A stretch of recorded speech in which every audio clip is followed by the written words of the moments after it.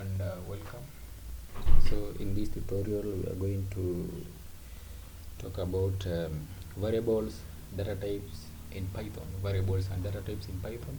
We're going to see what variables are and data types in Python, and then exhaust all the way from creating variables, declaring variables, to type conversion of variables. We are going to look at basic variables, data types, and inbuilt type of data types and variables. So before we move on into that, I just want to explain one or two things about the interface you can see here. So I assume that previously we went through installation of the PyCharm ID into your machine with the interpreter. So for beginners, I'll expect you to go into your start menu. You can just load your start menu and look for PyCharm. It doesn't matter the ID you are using, and then click on that icon. Go through, create your first project, and then you should be able to reach at this point here. So in this IDE, I want to show you several things that happen in the interface here on your interface. So on your left here, this one is the project pane. This is where your project is residing. So if you want to hide your project, you can click that. Then you just work on a given script. Yeah. So always ensure if that one gets lost, make sure you just look for it here. Assuming this is closed and this one is closed, and you fail to understand, well, I get my script that I want to work on. So just click on that, double click on the script. You can hide and continue working, or you can let it like that and continue working from this end. Then up here we have file, we have edit, we have view, navigation. So this interface is generally like any other ID. If you are new to programming, you have done programming in some other languages, this is just an ID, and these are tools that we're going to use every now and then. But now I want you to look at something here. We have main.py file. So why main.py file? So I usually prefer, like, if you are working on any project in the days to come, always ensure that you have your main.py file in your project, because that's a common convention whereby main.py file is usually considered the entry point into any project. So this one will enable other people to easily identify which file to run in your project and easily be able to go through your code on a general basis. So in the main.py file, this one's icon here, you have the debugging icon. If you want to run your application, your script, you click this one here. And then if you want to debug, you can use this one. So we'll be looking into debugging in the future days, on the future videos I mean. But for now, we just want to go through variables and data types in Python. So as we know, generally a variable is just a name, storage, location in a memory that can hold a value. Yeah. So variable is a name, location, storage in memory that can hold a value.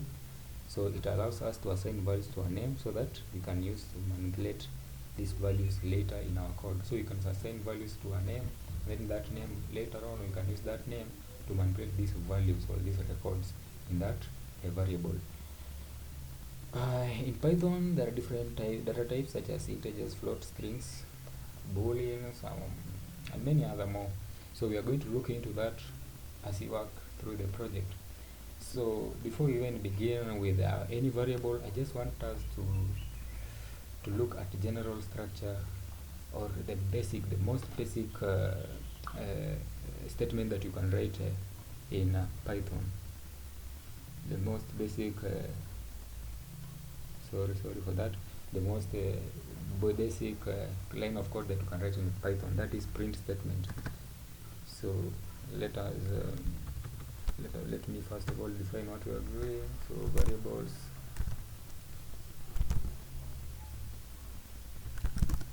and data types in Python. So I just want us to be able to, this script to be entirely for that. So the most basic statement you can write in Python is trying to say print curly braces, brackets. Into that you can say a name, any name. So you can say Python. So when you write that, you should be able to print into your console. So I told you the most when you want to run your script, you run from here, so you should be able to print that. You can put your name in here. Python is the most simple programming language, like that. You can do that and run your code. So you can see, so the most basic thing you can do is just print several things. You can go ahead and say print, I can print maybe a number 100. Okay, when you try to run that, you should be able to print 100. I can print maybe a list. I can print maybe a string integer. Sorry for that. You can say print 1, 2, 3, like that. So you can see. So that's the most basic thing that you can write in Python script. So that is just a general overview of what you're going to be doing. So every now and then you're going to be using these print statements to do a lot of things in our program or in our applications or scripts. So having said that, let us just look into what variables are, or the types of variables we have in Python. So the first thing I want you to know about a variable is that variables have a very distinctive common way of defining them. We just don't name variables anyhow. For example, if I want to name a variable that stores name of somebody, like my name, so I can say name is equal to, maybe I want to store there my name, so that is I'm Dominic here. So I've created a variable that stores my name. So that is a variable name that stores a string of characters that represent my name. So assuming now we want to name our variable, so that we have our first name, a variable that stores our first name, and then another variable stores our second name, and then another variable maybe stores our email. So you find you have to come with a way in which you name these variables. You just won't go around naming them anyhow. So the first thing that we can do, we can check these. So assuming you want to name a variable that stores your first name, I can go and say first name is equal to Dominic. Maybe it stores Dominic. Second name, you can say second name, it stores Burudi, like that. And then we can try to print out these names. You can try and print out. So print the values. You can print name. Let us see what we'll get. We want to print this variable name here. So you can see it as Dominic, and then let us try and print first name. If you have to print first name, but again it is Dominic, and then you can try and print the second name, like that, and print second name. You can see it is Burudi. But now you can see in our program here, yes, you have named your variables. This variable name is direct. So if you are trying to store a first name or the first name of a user, it's not good practice to say just name. That's not good. You can use variable first name. But now at the same time, this variable first name has a problem. Why? Because there are several things that we consider while naming variables. So the first thing that we consider while naming variables is that variable names can contain only letters, digits, and underscores. The second thing, variable names cannot start with a digit. Always, you cannot start your variable like this, one name. No, variables cannot start with a digit. And then variable names are case sensitive. So if you name your variable in uppercase, for example, I name this variable here. I name my variable name like this. Like I say name and assign it anything. Maybe NASA. You see, when I name such a variable, it is not the same as the first variable. Assuming even if I name this variable and I assign to it the same name as earlier, Dominic. So these two variables are very different, despite the fact they're trying to store the same name. They are very different, so variables are very case sensitive. So the third thing I want you to look at is variable name should be descriptive and not the same as Python keywords. So descriptive name means that, like for this case, we had just a variable called name. This is not a good practice. You should always try to name your variable in such a way that somebody can easily understand what the variable is trying to say. And then another thing, if your variable contains more than one names, for example, this case we have first name, always separate this variable with an underscore. That's a good practice. So instead of saying just first name like that, you can say first, then underscore name. Underscore name. Then we can assign to that now the name that we had earlier, Dominic. So this option here is a better option over the first naming that we used to name our variable. That will be a better one. So you can try and access that. You can say first name, first underscore name, this one here, and then we try to print that. Sorry for this. So you can try and print that. So it should be able to give us Dominic. So most important or common convention of naming a variable, just if it has more than one name, just separate this name with an underscore. Same to this second name, you can just change that, put an underscore for that. So having said that, that's one of the ways that you can use to name your variables. You can say first number, for your case, like first number, like you see, this one is more descriptive. So first number, you can say it is maybe 21, and you can go ahead and print that first number.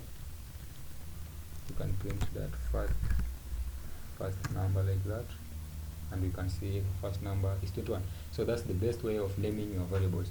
So I think I've just exhausted what we need to know when naming our variables. Now that's how we name our variables, and let me show you how to assign variables values to variables. So let me just clear this one. I was just going through an overview of how you name your variables. So I think we'll be running our application by pressing this button here, or inside your script you can just right click and then check run this button here. With that said, I just think we need to enter into the full screen mode so that I can easily go through what we are trying to show here. So allow me enter the full screen mode or presentation mode for this case of this matter. So for example, example 1, I'm going to show you how to declare and assigning an integer value to a variable. For example, variable, I can say variable age. You can say age.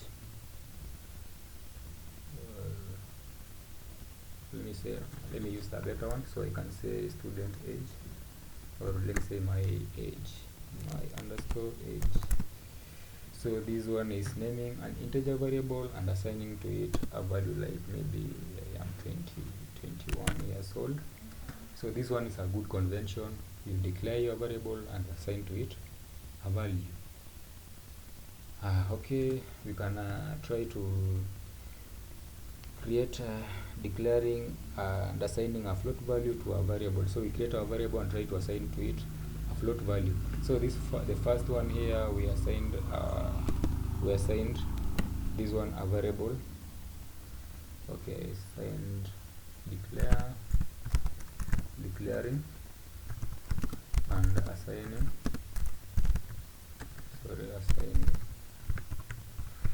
integer variable, integer to a variable, like that. So I know you might ask yourself, what is this one used for? Why are we using a hash here? So these ones are called the comments. Comments are very important in your codes. So this one is a line comment. You can put it before a section of a code or after a code. anything from hash onwards is ignored by your interpreter. So assuming you declare a variable and you have to give it an explanation at the in front of it, so that somebody who is reading your code can easily understand what you are talking about in your code, you can do it like that. So this one is declaring a variable and assigning an integer data type to the variable. The next type of variable that we can declare and assign a variable to is, let us declare a variable and try to assign a float to it. So as you know, floats are decimal numbers, then integers are non-decimal numbers. Integers can be either negative or positive. Either way, they are integers as long as there is no decimal value to that assignment. So let us declare, so for example, amount equal to 100.40.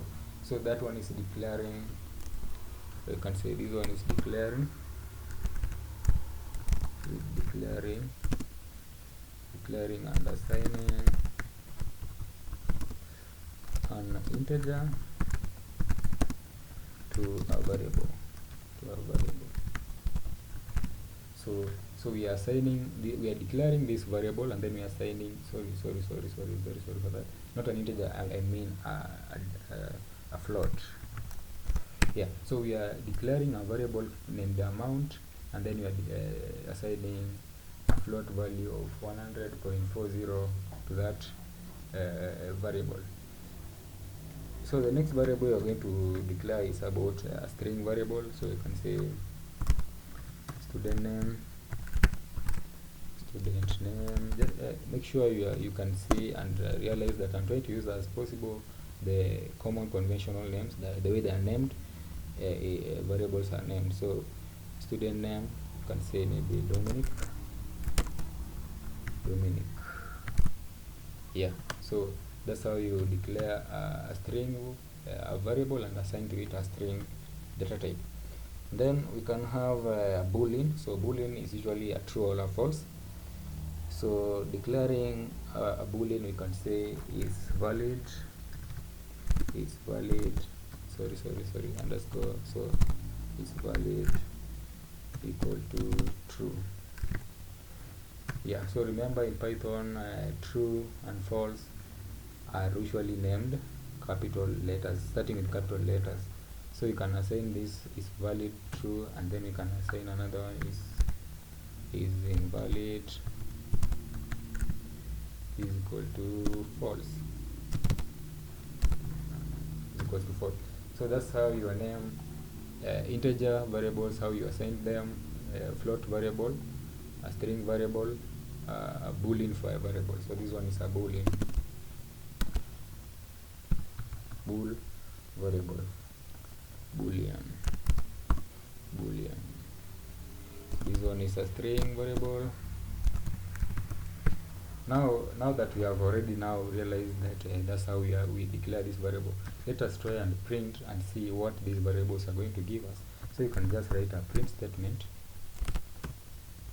Sorry, I can just do this, a print statement, and then I call each of these variables at a time, or you can just call them at once. So let us call each of them at a time. So I can say my age, and then I try to run. I told you when you run, when you're in this mode, you can just right click and run me, so you are able to see age is 21. So let us try to print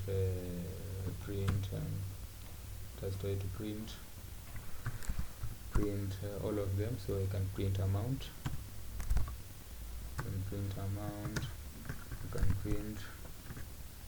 you can print student name, I can go ahead print is valid, is invalid first of all, and then I can say print is valid, like that. So when I run my code, they should be able to print all of them out. So we have the first one, we have float variable being printed, we have Dominic as student name, we have false is valid, this one here, and we have true. So that's how you can easily name your variables and try to print the values out of the variables. One thing, another thing that you can do to variables, you can reassign new values. For example, after we have printed my age, we can say, we can now try to change the value of our variable my age. So you can say my age is equal to, maybe now initially the age we assigned was 21. You can say my age now is 30. Then try to print that again. So print my age. I can say, sorry, my age. So we expect the first age to be printed will be 20 and then 21, and then we update the value of the age, and then you can print that. So age, so the first age, and then we have the updated age printed like that. You can do the same to all of these type of variables all throughout your code. So having done that, I think that's how we declare variables of different types. So we have integer data type variable, we assign how to assign them. We have float type, we have string, and we have boolean. So those are the basic variables in Python.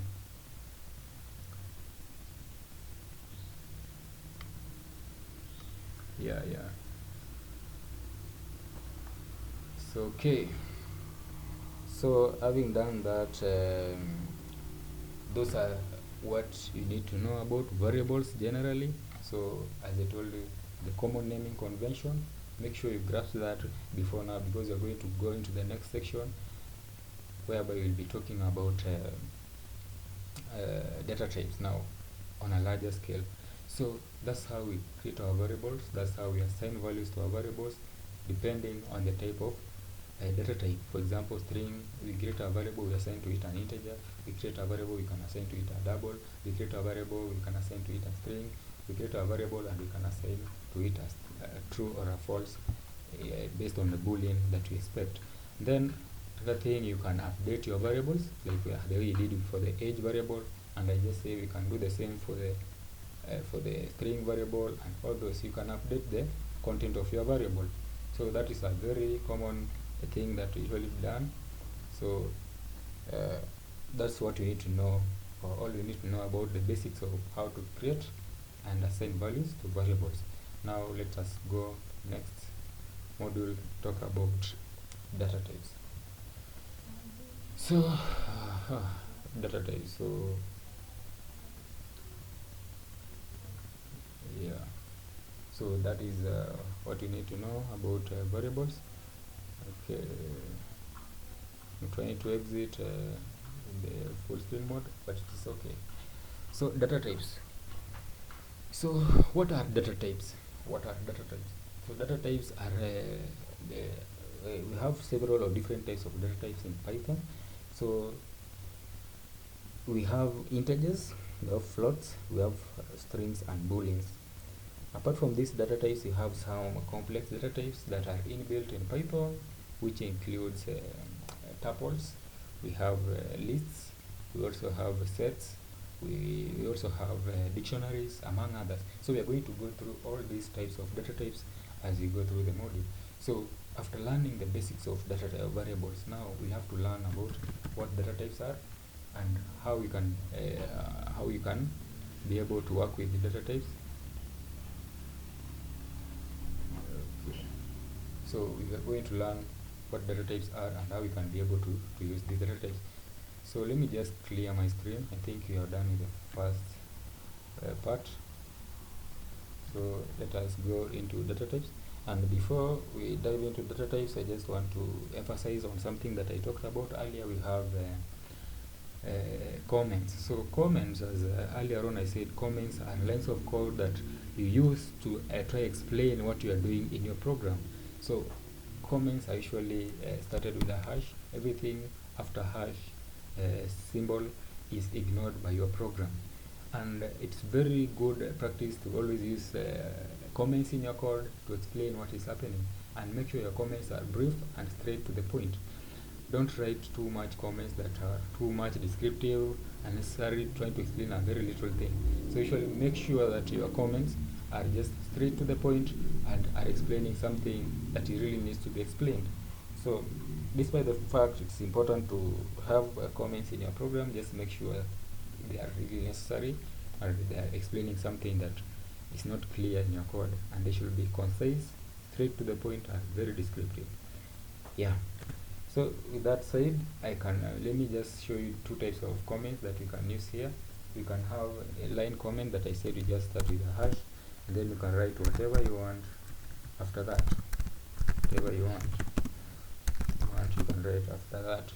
And then another type of comments is triple comments. This one I will consider them as documentation comments. So in these comments is where you want to write a block comment. For example, you want to write a block of statement. For example, you want to write a description or a summary of your project. For example, in the main.py file up there.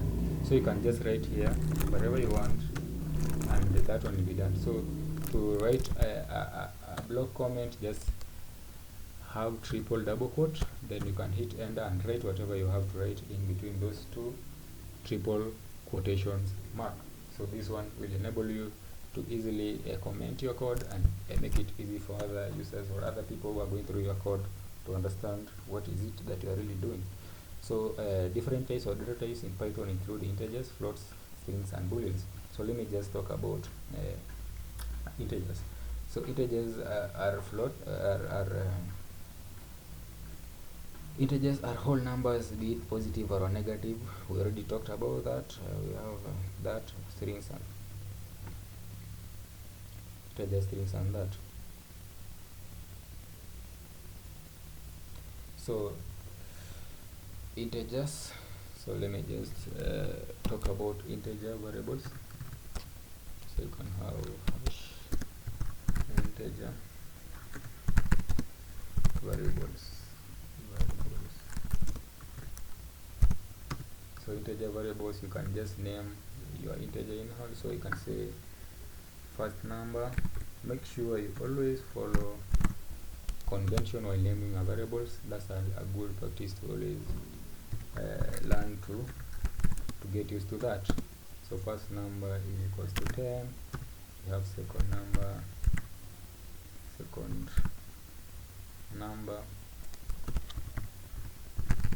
is equal to 30 and such. So that's how you just name your variables. So you can be a negative, so negative 30. So that's how you name you create your integer data type. So if is assigning, so here you are creating a variable and then assigning to it an integer, a positive integer and then a negative integer.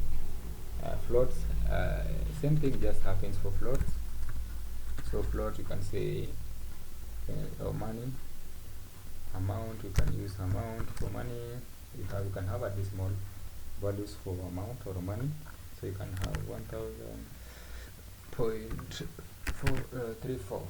So that's how you assign a double data type to a variable. Then we talked about strings earlier on, just a clarification on the same. You can create a string variable, first name, and you can say equal to equal to Jamaica, like that. So another thing, you can have booleans whereby we assign to it as true or a false. You can say a is equals to true, a is equals to true, a is equals to true, like that, or b is equals to false, b is equals to false, is equals to false, like that. So that's how you assign booleans and such. Yeah, so generally I think we have exhausted the basic type of data types or variables and data types in Python. So I just want us to look at additional or inbuilt. So just to say, for example, like understanding the difference data types in Python is very important because it affects, these data types affect the way data is processed in your application, and it's very important that you get to understand how these data types are being created and how you access them and the type of data types you have created, and to understand how to access them through your program.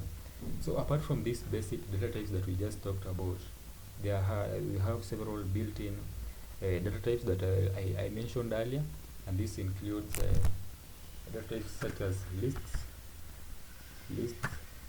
We have another one such as sets. We have apart from lists and sets, we have tuples. We have dictionaries, and then we have dictionaries. For that matter, we have dictionary. So I'm just going to go through how to these additional inbuilt types of data types in Python, and you're going to see how to work with them, how they are declared, how they are created, and what they can actually do on a basic level. So straight away, let us talk about lists. Lists in Python. In Python. So, what are lists? Lists are ordered sequence of elements enclosed in square brackets. They can hold any data type, including other lists. They can hold other lists and can be indexed and sliced to access specific elements. Lists are mutable, So when you talk about mutability or mutable means you can access the values in a list and try to manipulate them. So how do we create a list? So for example, I want us to try and create a list of numbers. From number 1 to 10. So I can say list. I can name my list variable as list 1 to 10. 1. Sorry, should have used an underscore. List 1 to 10. I'm trying to use the most common convention of naming variables as much as I can. So list 1 to 10, so you can do that. So for you to declare a list and assign values to them, lists are usually put in a square brace. So you can put a square brace. I can say 1, 2, 3, 4, 5, 6, 7, 8, 9, and 10. So for that case, we have just created our list here. Just as simple as that. Now we can try to print our list here. So we can try and print our lists. You can say print list 1 to 10 like that, and we can try to run our main. You can see our list has been printed. So with that, I just want to enter the full screen mode. So appearance. So let's enter full screen mode. So that's how you create a list. You can create a list of numbers. You can create a list of maybe names. So you can say name list. That's our variable, and you can assign to it names. So square braces. You can say, make sure you put them in quotation marks or to show that are strings. So you can say Ruby. Then I can say John, and then I can say Kinyanjui. Can say Kinyanjui like that. Then you can try and print the values in our lists. Print. You can say name list like that. So when you run our code, you should be able to print that. So we print our list. So that's how you simply create a list. Just as simple as that, you are able to create a list. Then there are several things that you can do to your list. Another thing that I want you to understand in Python is a dynamically programmed language, and that's the advantage of Python that I find most fascinating. That's the advantage of Python that I find most fascinating. So being dynamically programmed, so lists in Python can have either pure integers or pure strings, or it can have both integers and strings. So for example, let us try to create a list that has both integers and strings. So you can say, for example, mixed list. You can just say a mixed list, underscore list, mixed list, and then I can say equal, and then in this side you can say square braces. At the first index you can say 1, at the second one you can say Burudi. Yeah, that's my name. I love my name so much. I'm called Burudi. Yeah, so we have a list. We can have that. We can have name, and then we can have maybe another number. We can have maybe an email in quotation marks. So you can have Burudi100 Burudi100 at gmail.com. So like that. So these are lists. So you can try and print out the contents of a list. So you can say print mixed list, and when you run that, you should be able to print mixed list. So you can see this list of ours here. Then there's one thing I want to show you about this, or about how you can format your output on the console. For example, you want to format so that your lists are one tab, or they are tabbed. So you can say, for example, our first list here, before you print, you can say print quotation mark, and then you can just say \t escape sequence, like that.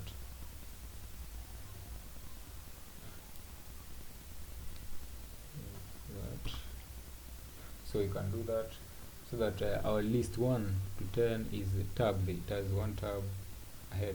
So you can see initially it is just aligning at the end. So you can run that and try to see the difference. So it is tabbed. So you can tab your output, or you can add an extra print line. Like for example, I want an extra line printed in between these two, the first one and the second one. So what you can do, you can just use put a comma and then use an escape sequence again. Then you can just say \n, which means /new line. So when you do that, you can see the difference here. So that's how you can output your output on your console, so that you have spaces in between your outputs.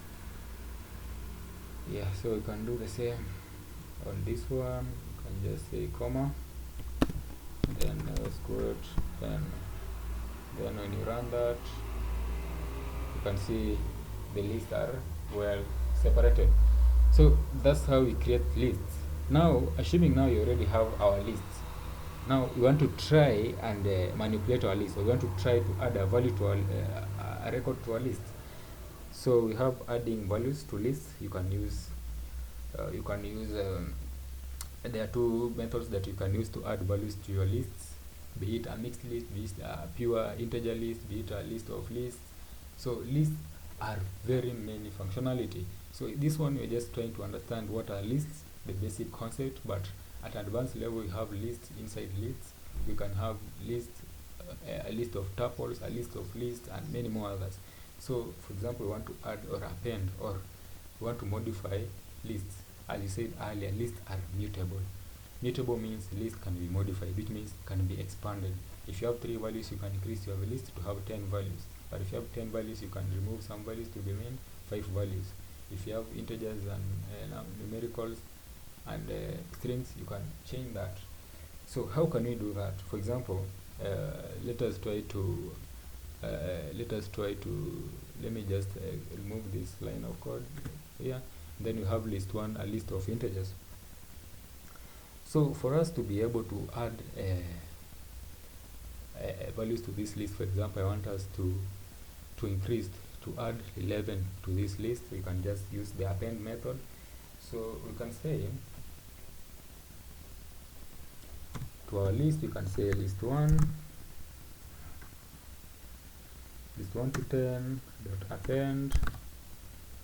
You can say 11, like that, and try to print out our new list. So print, you can say print list 1 to 10. So let me just put here so that you can see the difference. Print list 1 to 10. So I want us to see the difference. So initially we have a list of 1 to 10, and then we print the values, and then after that we are trying to add another element to the list, and then try to print the output. So what is the difference? So you can see our first list was 10, and then the updated list is 1 to 11. So that's how you can just add values to a list Then there's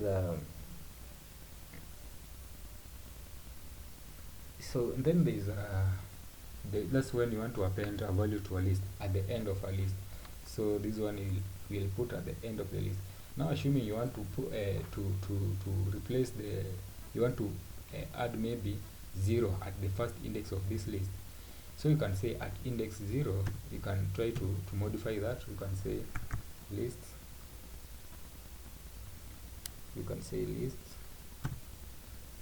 then dot insert at index 0, insert 0. That's how you read this. So I want you to get this. When you are using the append method to add values to a list or to add records to a list, this one will automatically add at the end of the list. But now when you use the insert method usually takes 2 parameters. So in future videos we are going to learn or talk more about what parameters are and such. So what does insert actually does? So insert takes 2 arguments, or 2 arguments, that is the index and then the value to be placed at the given index. So like for this case we are saying at least 1 to 10 at index 0, insert 0. So let us see when you run this, what do we get? Sorry, let us print now the new print. Let us print list 1 to 10 like that, then try to run that. So you can see at index 0 it has placed a 0. Let us try to modify this one here and see what will happen. Let us try to put here, let me say 100. So on index 0 let us add 100, then run that. So on index 0 is 100. Not this, make sure that you realize this one. Using the insert method to add the elements to a list doesn't remove the list at a given index. What it does, it just moves the current element at that index 1 index ahead. So like you can see here, initially element 1 was at index 0, but now when we append or we try to insert 100 at index 0, the element is just pushed to index 1. So the insert method does not delete the element, but it just displaces it and then places the element that you want to place at that index. Like let us try to insert the new element, or let us try to insert 100 at index 5. So currently at index 5 we have 0, 1, 2, 3, 4, 5. So let us try to change the value at index 5, which is so we count like this: 0, 1, 2, 3, 4, 5. So at index 5 we have 5. So let us try to change that. So list 1 dot insert at index 5, and say index 5 insert 200, and try to print the output. So print list 1 to 10.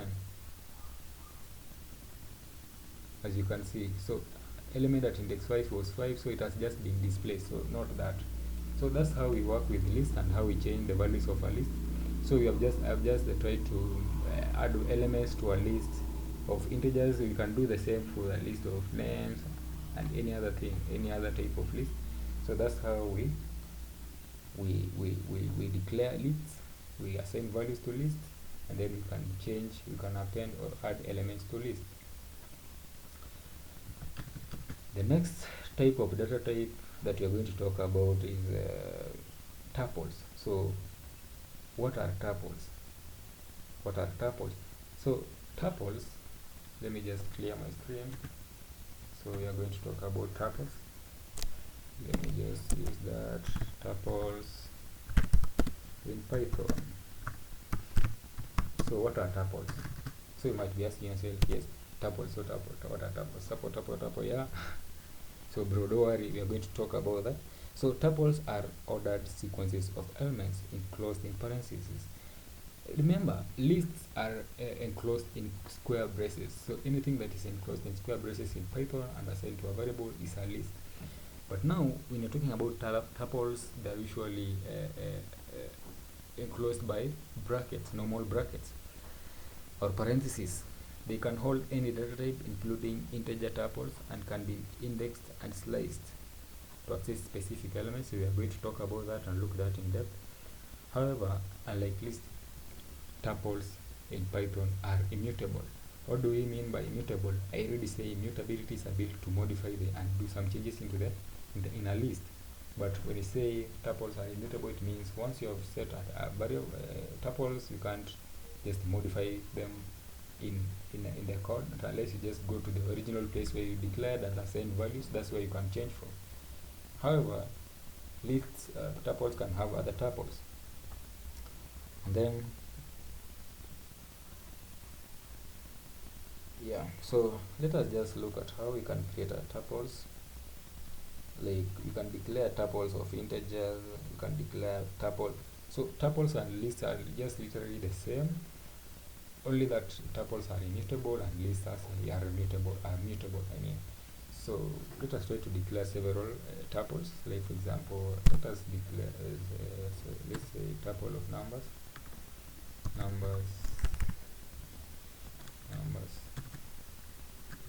Let me say numbers tuples. Tuple of numbers is equal to brackets.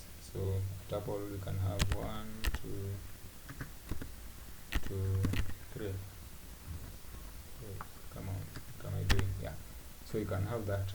So numbers, these are tuple. 1, 2, 3 is a tuple. We have stored in a variable that we have just named numbers tuple.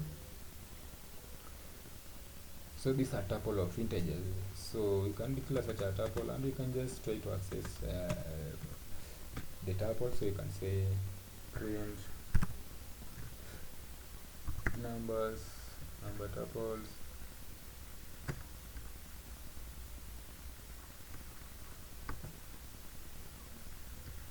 Sorry, you can try to print number tuples. Yeah, you can print what is in our tuples. So you can run that, and we have 1, 2, 3. You can try to print. You can add our tuple length, and you can see just prints us for us the tuple, the length of our tuple.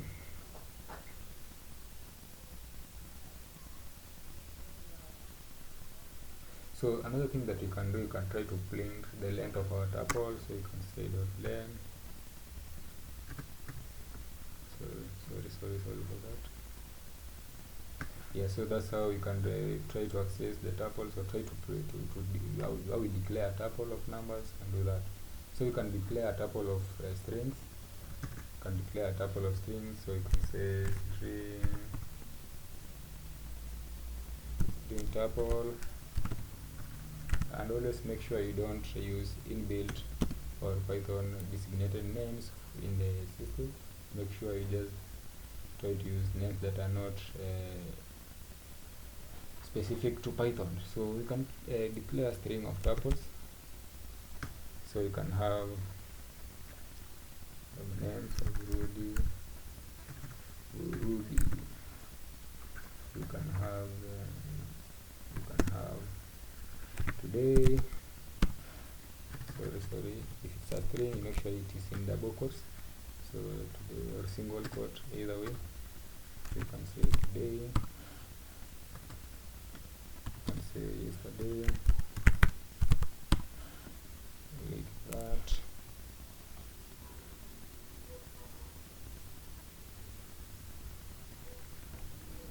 Yeah.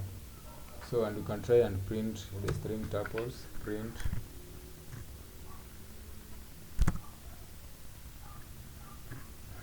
string tuples. So as you can see, just go ahead and print that. So that's how you declare string. You can declare mixed tuple. I'm just using for convention right now here. So you can have mixed tuple like that. Mixed tuple is equal to this, whereby we have both integers. So you can have 2, you can have Dominic. Yeah, so this is the same thing. Then you can try to print that.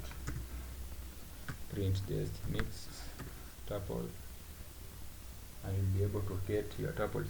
So the difference between list and tuple is that lists are mutable and tuples are immutable. Just as simple as that. So another thing that I want us to talk about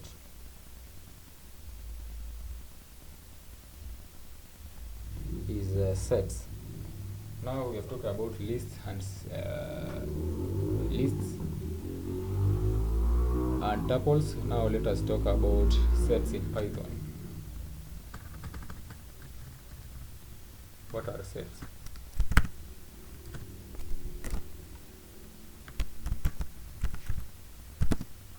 Sets in Python. So generally, sets are an ordered collection of unique elements and are usually enclosed in curly braces. So for us to declare a set, we usually assign values to a set by just put a set variable by just using the curly braces. Everything inside there will be treated as a set. So they can hold any data type, but each element has to be unique. So in sets, elements must be unique.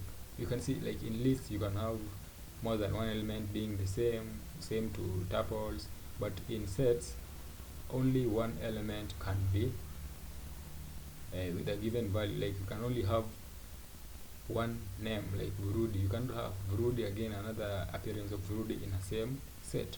So that's the advantage of sets. They can hold data types, but can so they can hold in data type, and each element must be unique. So normally sets are not indexed. You cannot access specific element directly, but you can use set operations such as union and intersection and difference to manipulate the set. For example, let us just look at how you can declare sets and how we can use these sets and to try to do some simple manipulations to the sets. So straight away, let me show you how to declare set. So you can say set1, let me name it set1 equal to, so I told you sets, we use curly braces, make sure you use that. So you declare set 1, you can have 2, you can have 3, you can have 4. So that's a set. Remember, we declared a similar tuple, but for tuple we use normal parentheses. Sets we use curly braces. That's the difference. And then you can try to print out our set. So print set1 like that. Then when you run our code, you should be able to print out the elements in our set. Just as simple as that. That's how sets are. You can have a set that has strings, so you can have set2, let me say set2 equal to list of names. You can say January, Jan. You can have Feb. You can have March,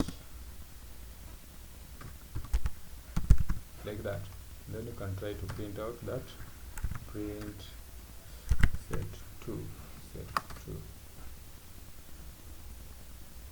print set2, like that. So you should be able to print that. Feb, Jan, and March. Okay, so you can see. Let me clarify something to you here. Tuples, as I said earlier, sets are not ordered, so it can print out any order in which it likes. So as you can see that there. Is this the real spelling for March for a month, whatever?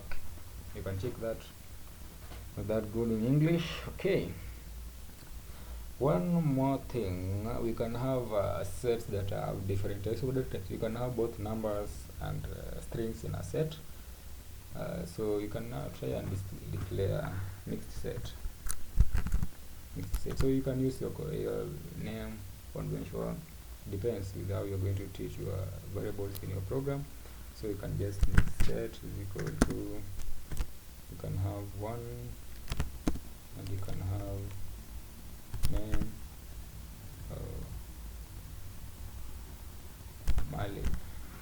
Mali. So you see, you can now go ahead and try to print that. Print mixed set like that, and when you run that you should be able to see like that.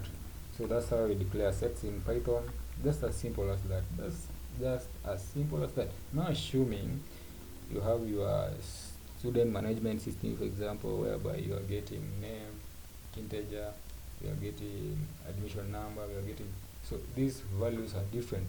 Names are strings, admission number might be integers, school fees balance might be integers, so you can have a set that stores all these values.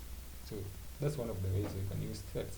So in the future videos we will be doing a project at the end of the tutorials, or at the end of the season, or sorry, the whole season 1 basics of Python. Before we move to season 2, we'll be looking at how we can apply this concept that we have learned generally in Python to real life situation. So to add, so sets are mutable, you have to understand that. So the only thing that is immutable is tuples. So sets are mutable, so which means we can add elements to sets. So we have an add method. So let us let us try to add elements to mixed set. So you can say mixed set dot add. So you can use dot add.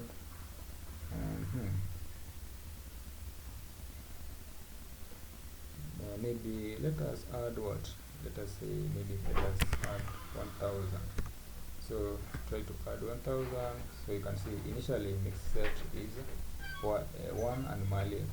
Then we have added 1000 to it and try to print the new output. So you can have mixed set like that. So when you run that, you see you have added 1000 to it. So that's how sets work. You can use the add method to add elements to the set. But now assuming you want to add more than one element to the set, for example, you want to add several names, like 5 names, or let me say 2 names at a go to a set. Now we use the update method. We don't use add. If you just want to add one element, just use the add method. But we can go ahead and use mixed set dot update, and then we can add a list of values that we want to add.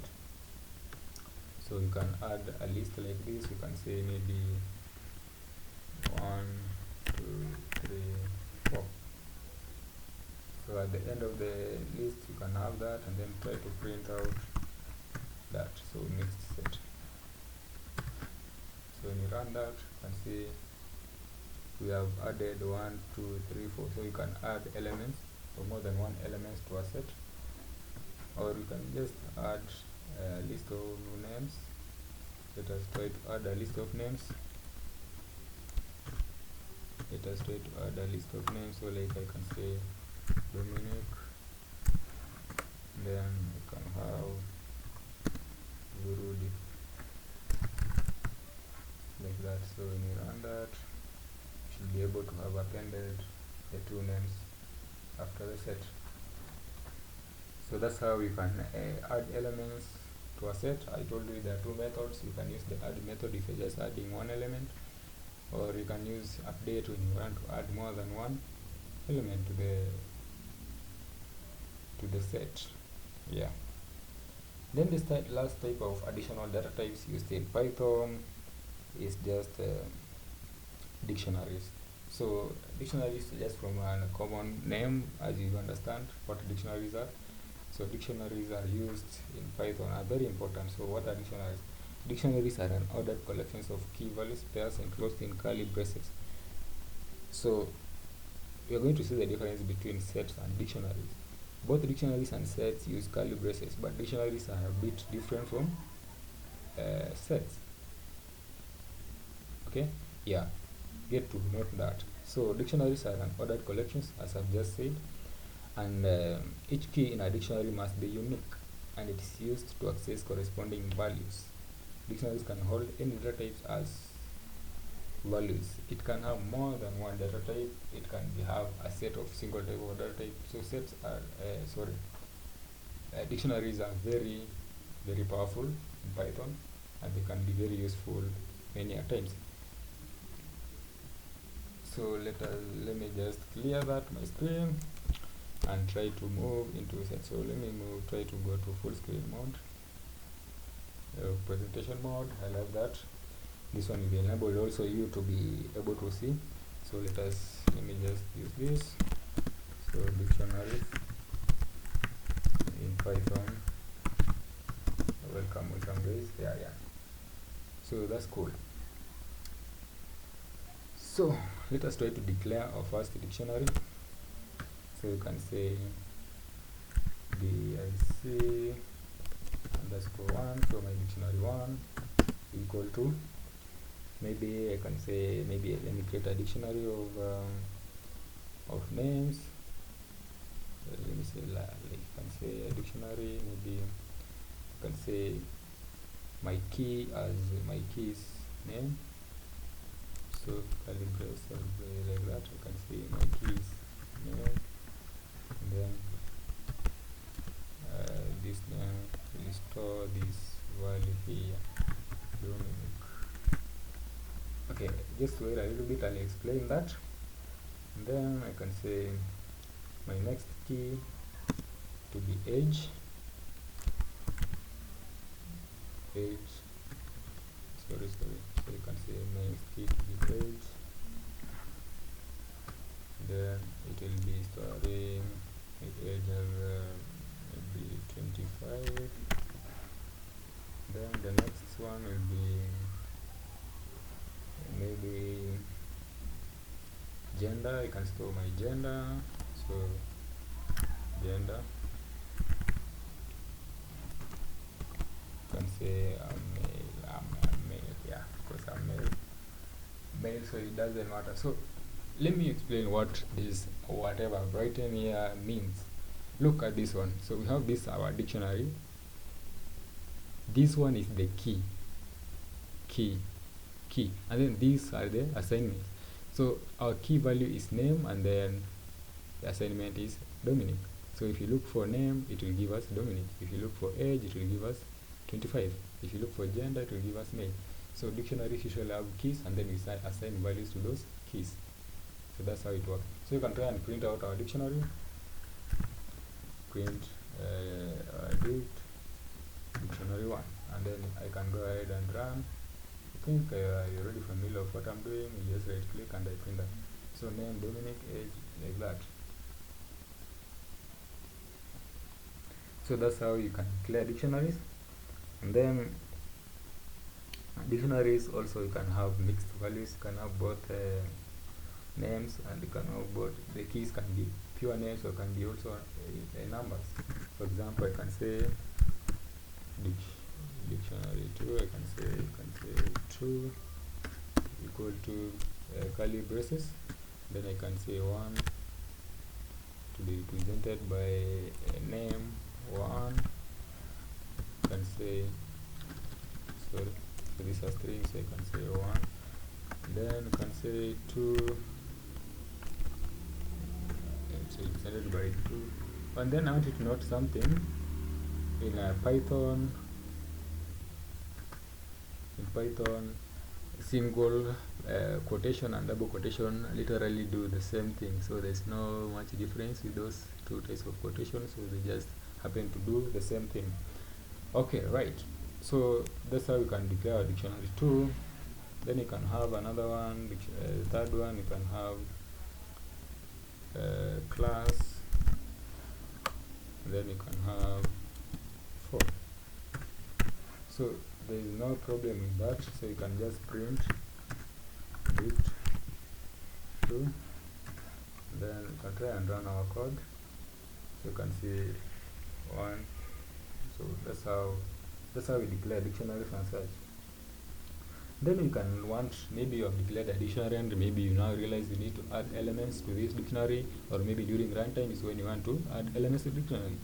Assuming you create a dictionary, and then you want every now and then when you're running your code, maybe is when the dictionary is loaded dynamically. So for us to do that, we can add values to dictionaries by using new key value pair.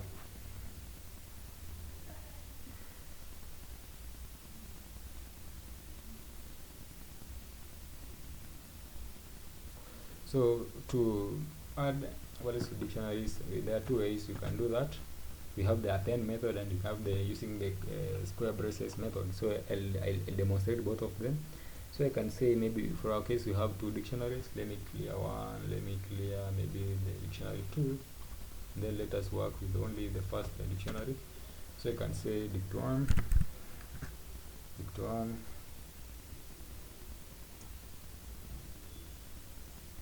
then square braces, you can add element c, sorry, you can say c, then is equal to maybe 100, and then let us try and see what will have happened. So print, so we expect after the second assignment we should have an extra element that I see, which is an assignment of 3. Sorry, my microphone is a bit hanging, so bear with me with that. So let us run that. So you can see we have appended this the last one here. So you can add as many as possible. That's one way you can append an element to a dictionary, or you can use the append method itself. So you can say dict1 dot append, or sorry, from keys. So dict1 dot update, sorry, dot update,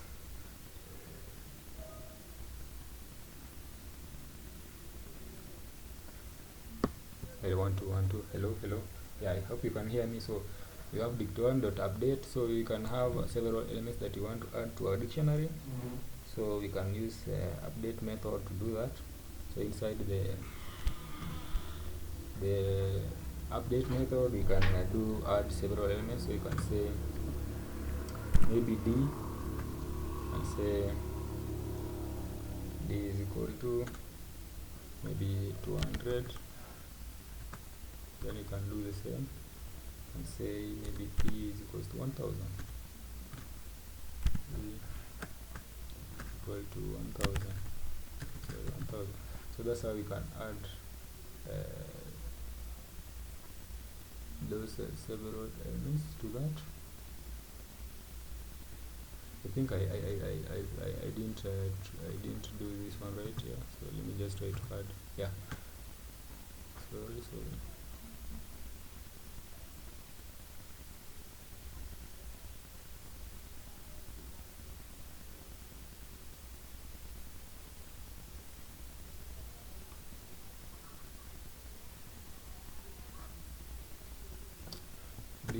Sorry, should do that. Yeah, that should work. Not equal, sorry for that. So you can try and run that. Okay, let us try and sprint now after we have updated that.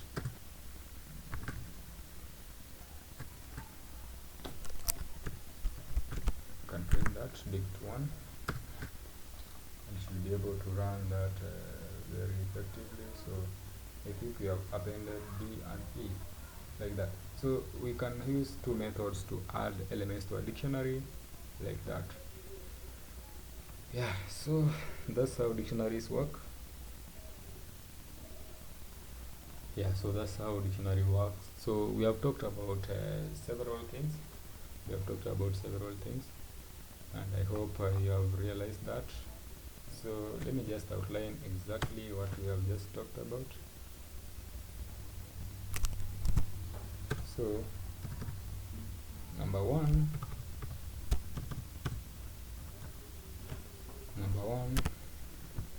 we talked about basic data types.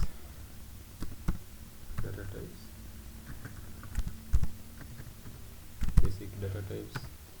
Then number two, we went to advanced data types or inbuilt data types. Then under basic data types, we talked about we talked about integers. B, we have maybe we talked about boolean.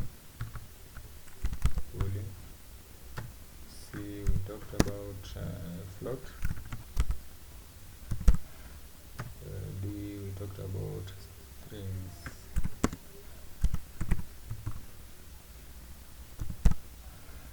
So those are the basic data types, and then under advanced data types we have talked about lists.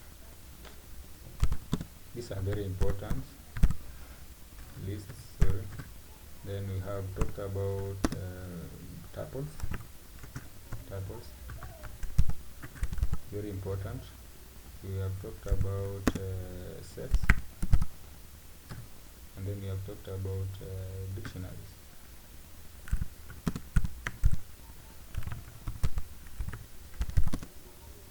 Yeah, we talked about all that. So we have basic data types: integers, boolean, floats, strings. We have talked about advanced data types such as string, lists, tuples, strings, and such. Whatever. You check out the spelling of that. Okay. So that's the correct spelling. So tuples. So in case I made any mistake anywhere, just make sure to check that. So that's the spelling of tuples. So these are the basic things that I've talked about. I've talked about variables and data types. So variables, we just declare variables, and then data types are the variable, or the types are now when you want to set a given data type to a given variable. Now, with that in mind, we are going to talk about the last section of this video, whereby we're talking about type conversion. So now we already know what data types are. Now, what is type conversion? So that might be a very common question that we ask ourselves. Let me try to exit presentation mode, go to the normal mode like that. So these are the things that we have just talked about in this video, or in the section of the video that we just discussed. Now we are talking about type conversion. Type conversion is also known as typecasting. So if in case you've come across typecasting, casting is a process of converting value from one data type to another. For example, from string to integer to string, and such. This is necessary in programming because sometimes you need to use value in a certain data type format. For example, you want to add 1 to 3, and you have it in the form of 1 and 3, and then you have both of them in the form of a3. There's no operation will happen. You won't get 4, so you must convert it to an integer, and then after there you'll be able to do the operation like division, multiplication, and all that. So this is necessary in programming because sometimes we need to use value of certain data type in a context where a different data types is needed. Maybe a user enters a value and then you want to convert it to a given data type so that they can be useful, or it can be you can do several things to it. For example, an integer. So you have integer conversion. So for example, let me write a simple program here that will try to demonstrate what we are talking about. For example, now we have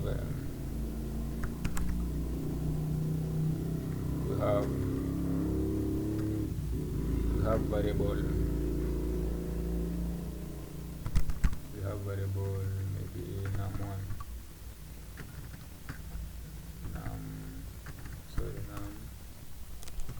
num1 equal to, maybe it is provided in this format, equals to 30. Then we have num2,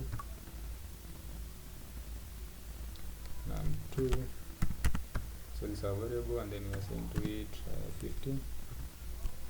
So we are saying to it 50, like that. Now, assuming you want to do operation, for example, let us say total or sum,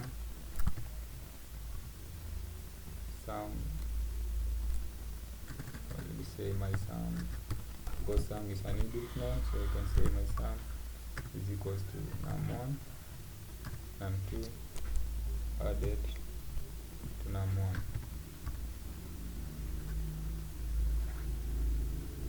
Then you can try to print my sum.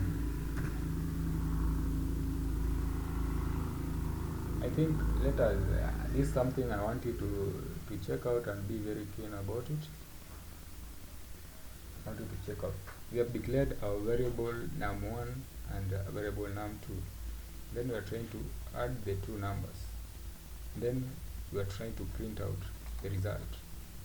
So if you run this, we are getting 50, 30. So what has happened here?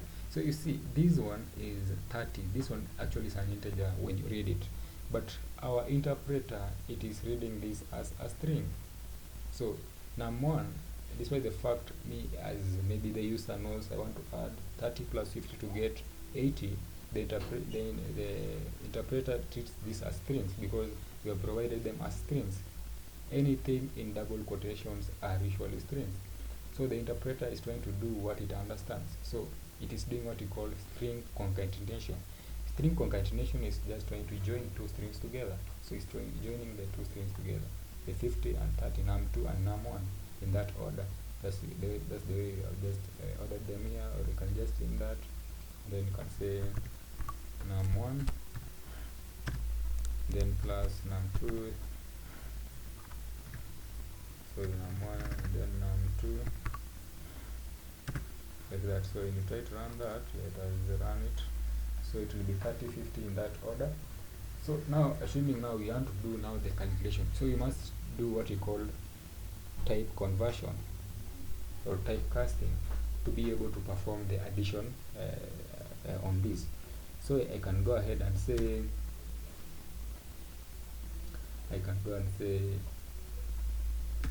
int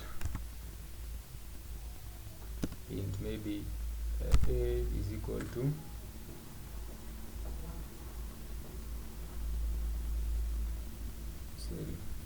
I can say maybe a is equal to int num2. So I'm trying to let me set with num1, then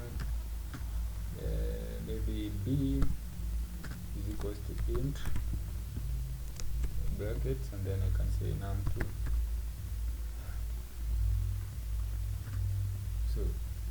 So here I'm trying to convert them from string to integer, and then I can do now the operation. So I can say sum. So sum of a sum. You can try and say sum is equals to. Let me try use another name. Sum underscore 1. So sum underscore 1 is equal to underscore 1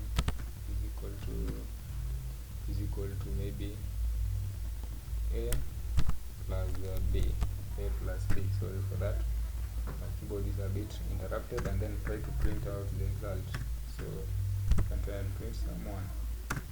So by printing that, you should be able now to get the value. So I want us to test this. In the first place, we just do print the sum without doing type conversion, and then after doing type conversion without print, you see the difference.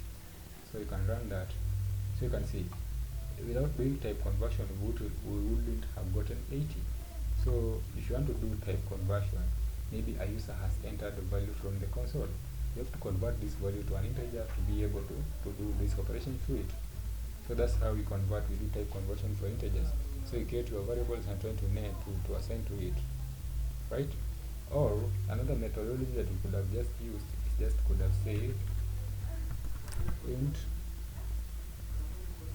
So we could have said num1 is equal to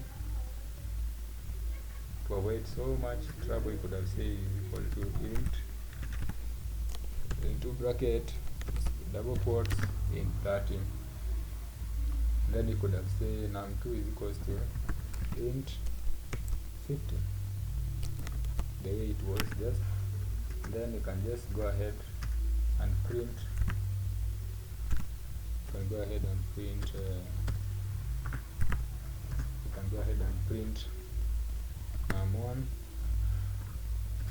num1 plus num2.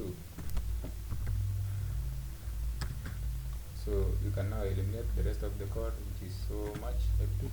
You see, it's simple and direct, and try to run that. See, So that's how you can do it. You can use the long way, but the moment you now get the concept, you can use just the simple and straightforward way, like that.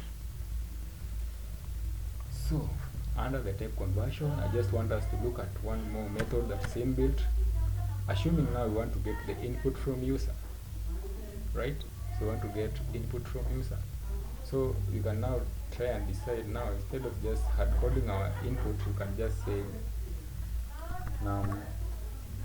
you can say num1, assuming now we want to get input from user. Instead of that, you can say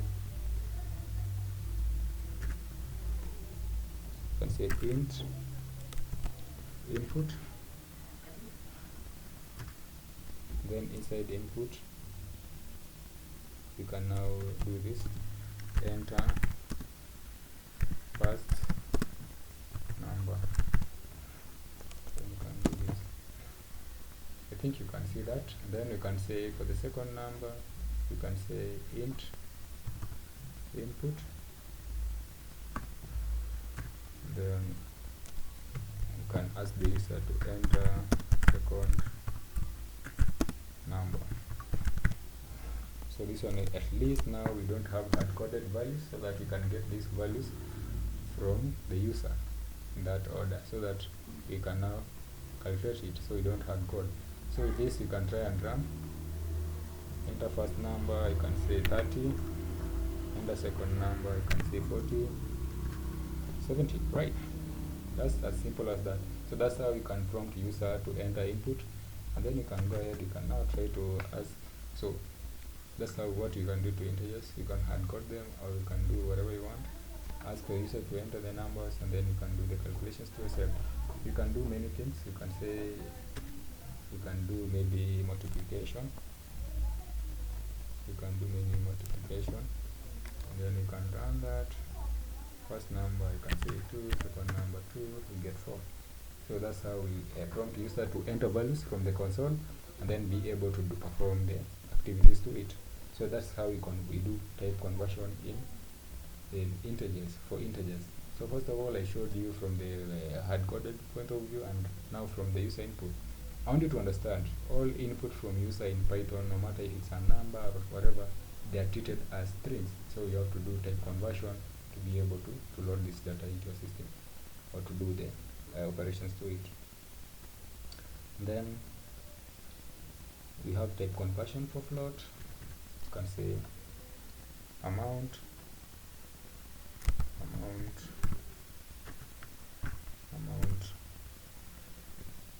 underscore on is equal to, you can say float. Let us ask it from the user. Float input is just the same thing as integers. Input enter amount. Then we can opt to print that. And then we can have amount 2 is equals to float. So we can do input, then you can ask the user, so enter amount 2 like that. Then we can expect the user to enter a value, and then after that you can try to say, you can try and say maybe print like that, and then you can print maybe amount 1 plus amount 2, like that. So we run that. Okay, I think let us just eliminate these lines of code here. Okay, let me comment them so that the code can be ignored, then run this one.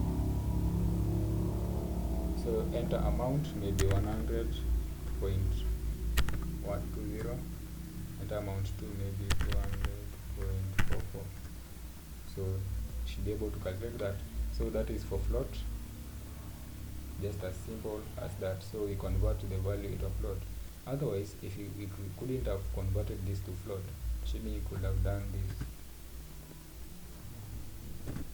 if assuming we just could have just asked the user to enter these values, maybe I can say 100, then you can say 333. You see, it automatically treats this one as string, the input as string. So what it does string concatenation, and I just told you string concatenation is just like just trying to merge this string into one string.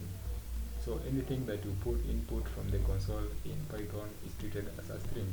For you to perform mathematical operations to these values or whatever you are putting into the console, you must make sure you convert to the respective data type that you want, be it an integer or be it a float.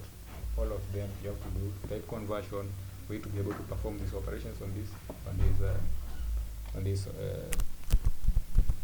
values. So with that said, let me just comment this one also.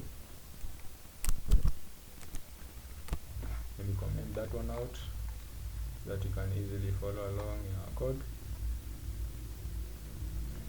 You can easily follow that in our code. Then the next thing we are going to look at is a string conversion.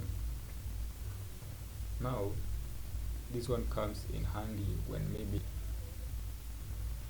you want to convert a value of an integer into a string. Maybe you want to send this data into a database in form of a string, and you have an integer.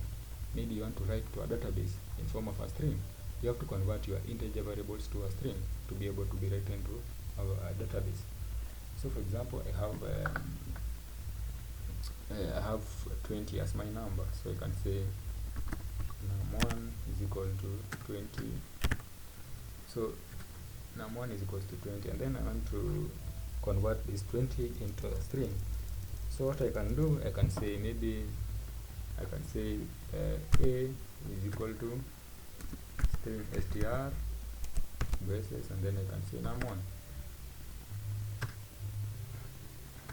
So how do we test and know if these values have become a string? So I can try and do this.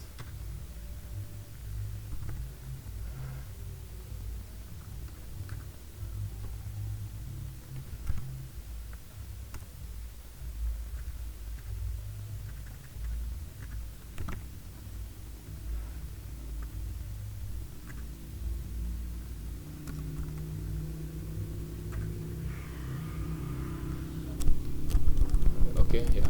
So yeah, right there now it is correct. Okay. So we can try and do several things to these values. For example, let me have num1 and let me have num2 is equals to 10. Then I try to do print the addition, so the sum. So I can try to print num1 or num2 plus num1. I can try to print num2 and num1. Then after I've converted num1 into a string and also convert num2, so I can say b is equals to num2 is equals to string str into brackets num2, like that, and then I try to print the new output, so you can see a plus b. So when I run this, you should see this. Before I had numbers, so they were treated as numbers. Then afterwards they are treated as strings. Why? Because I've converted from type integer to type string. So that's how type conversion works for strings, from integers to strings. Then boolean, you have boolean. You can do type conversion for boolean variables. So let us just talk about what is a boolean. So initially I told you boolean is a true or a false. So I can say I can have I can say assign a is equals to boolean bool into bracket. I can use single quotation and say true. Yeah, you know, normally you can say a is equal to true, but assuming you want the user to enter a value true, you can say a user might type in true. Are you above 18 or Yeah, and then you expect them to say true or false. Or you just finish your campus, true or false. You just finished your high school studies, true or false. So they have to type in true. Then when they type in true, you maybe convert the case, the case to start with the capital T and such. So the moment you finish that, now you want to assign this true input as a boolean variable, as a boolean value. So when the user enters true, you convert it into the format that you want, and then you assign it to a variable as a boolean. If it is false, you assign it like that. So for this case, you have variable a, then boolean is true. Then you have to try to print out print a. And try to print a. We have this one true here. You can say let us convert to false. False. Then you try to run that. Sorry, when you try to run that, print a is equals to bool false.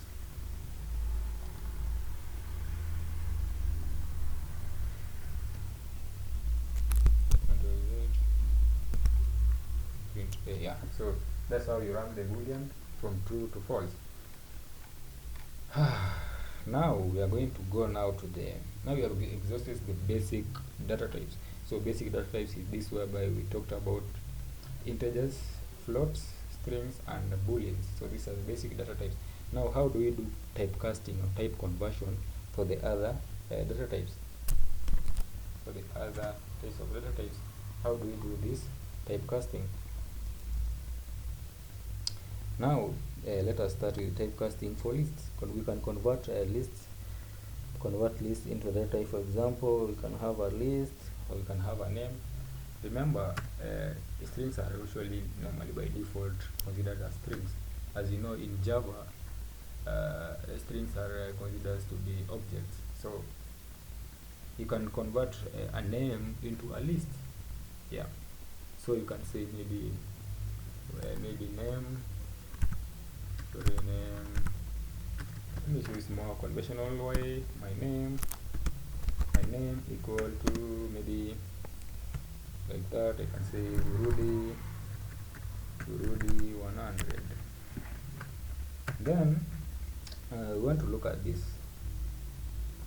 We want to look at it this way. So I want to convert this into a list, and then we try to print out what will come out. So first of all, let us print and see. Let us print and see what we have. My name is equals to that. Then when you print this, you should be able to just get our name. But now I want us to try to convert this name into a string. How can you do that? So you can say, now my name in the updated format is equal to, now you can say list, then in normal braces you can say my name.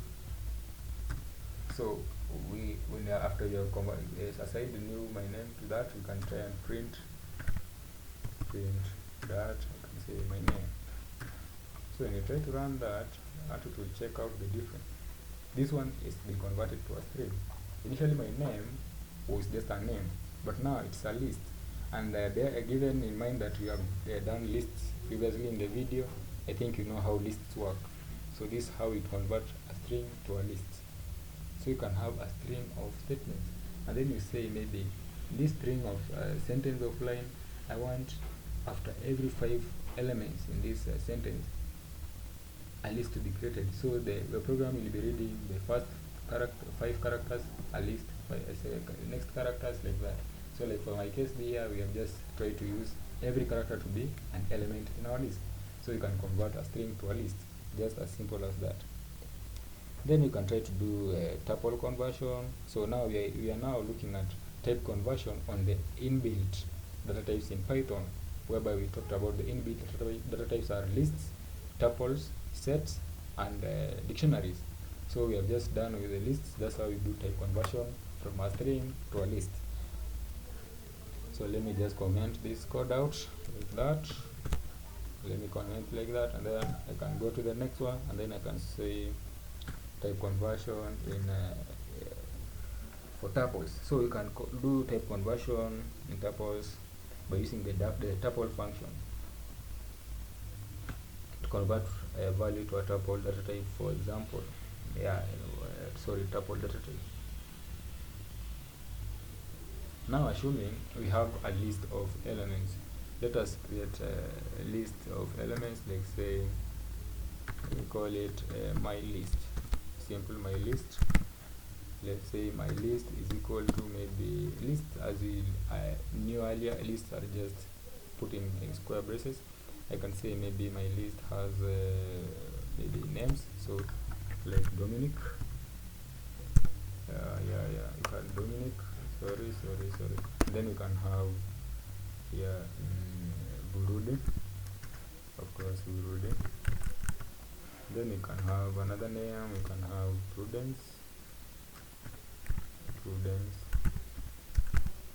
then another name you can have John, you can have John, like that.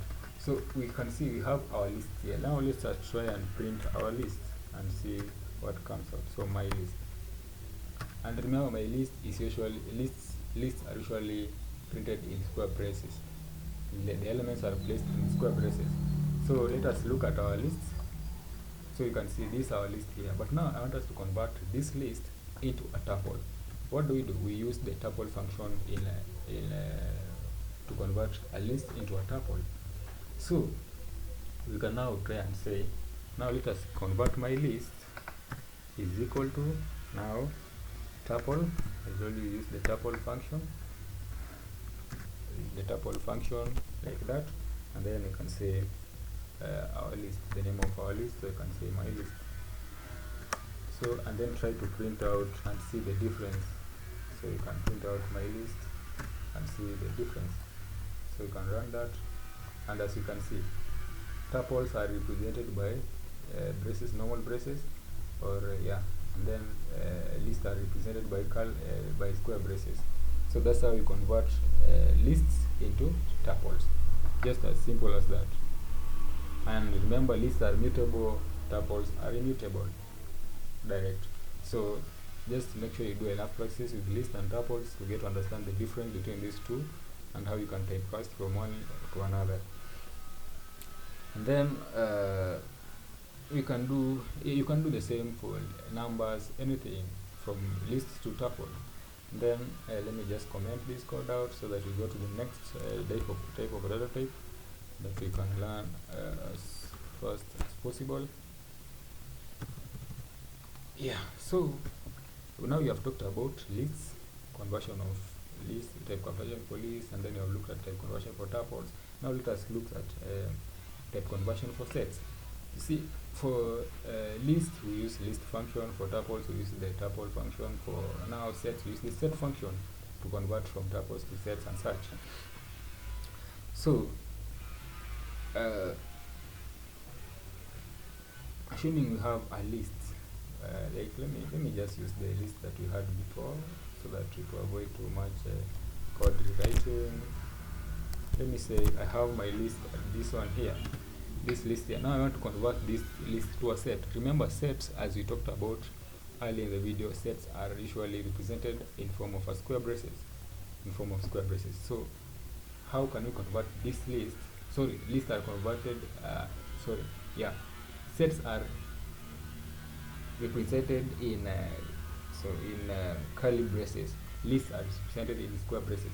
So now we want to convert from this list to sets, whereby they are represented in curly braces. So we can just check our list. We can print our list. Then after we have printed, let us just see what our list is giving us. So you can see lists are represented by square braces. And then now let us try to now do typecasting in the list. So you can say my list, I want to update my list to be a set. So I can say use the set function. So I can use the set function, and I can do that. Then I can say the name of my list. I can pass in the name of my list. Then just after I've done that, I can try print out and see if I've done type conversion correctly. Yeah, like that. So when I run it, you can see it has been moved from list to set. That's it. So you can do it for any type of list, be it mixed list, normal list, integer list, and such. So that's how we do set conversion. Finally, under the advanced or inbuilt data types, we are going to look at type conversion in dictionaries. So as you know, dictionaries, we can use the dict function, as I told you earlier, to convert a value to a dictionary data type.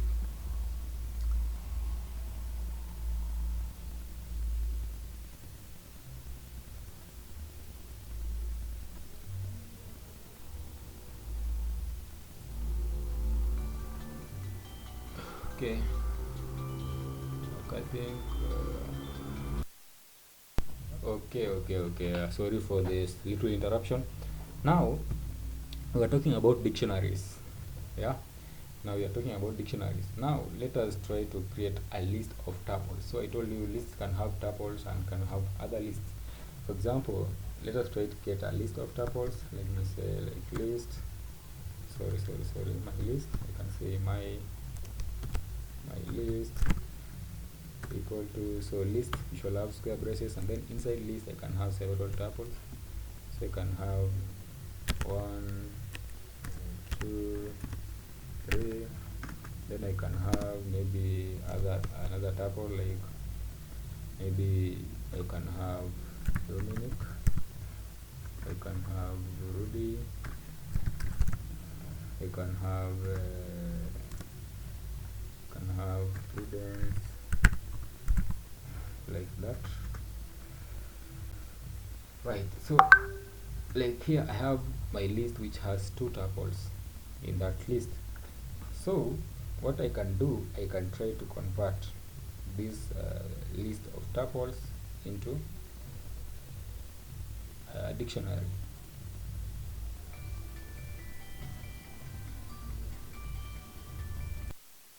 Sorry for the interruption. So I was talking about a type conversion from list into dictionary. So I can say my list, I want to convert my list. So first of all, let us print a list, a list of tuples. So I can say maybe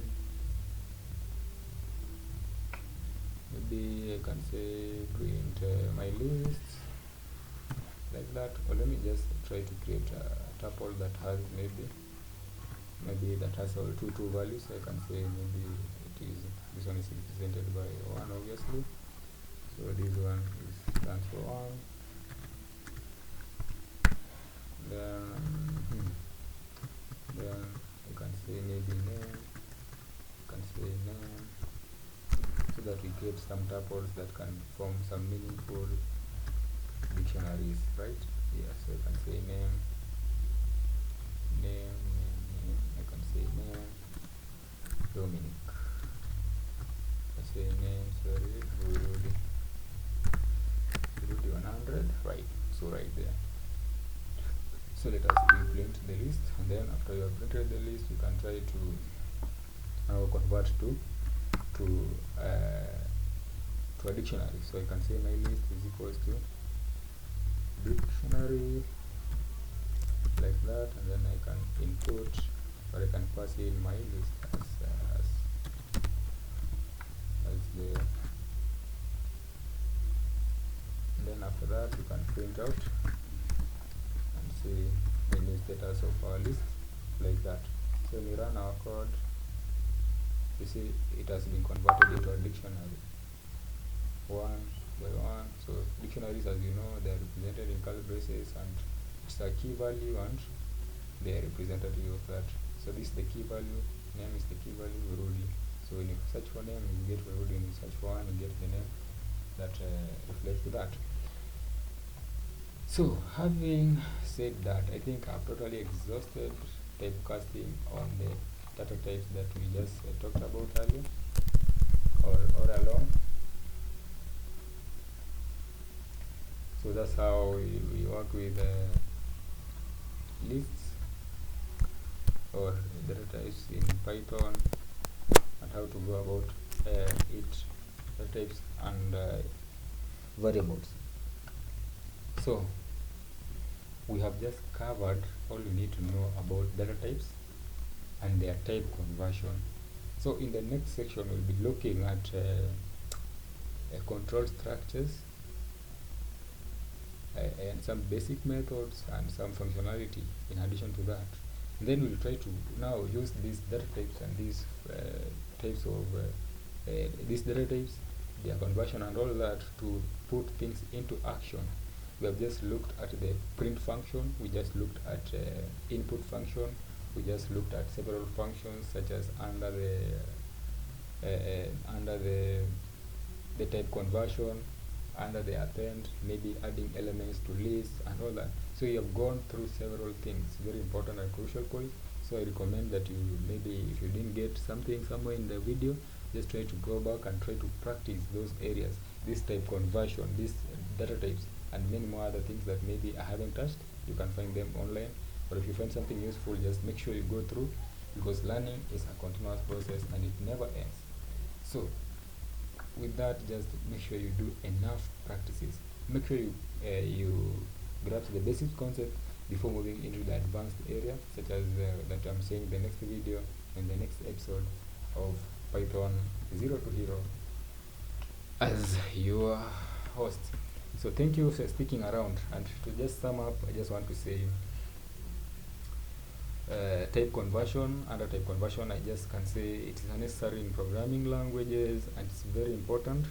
So when you use if you want to be good on the good side, just make sure you are very conversant with type conversion, data types, how to add elements and all that, how to do several operations on the data types, so that you be on the safe side. So generally we just covered the basics of variables and data types in Python. We discussed what variables are and how we can use to store data and all that. So that's how we can do that. How to do that, we explain the importance of data types and how they affect how data is processed in our program. Also we discussed and provided examples of how to convert between different data types in Python, and I've just done that. Type conversion or typecasting is the same thing. And then to become proficient in these areas, as I've just said, it is good to do enough practices, trying with small programs, utilize variables and different data types. Then having summed up that,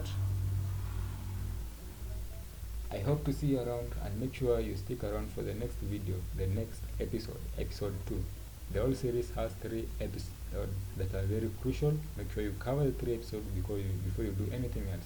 So episode 1 is this one. Make sure you grasp everything before moving to the next episode. Thank you for sticking around. See you in my next video.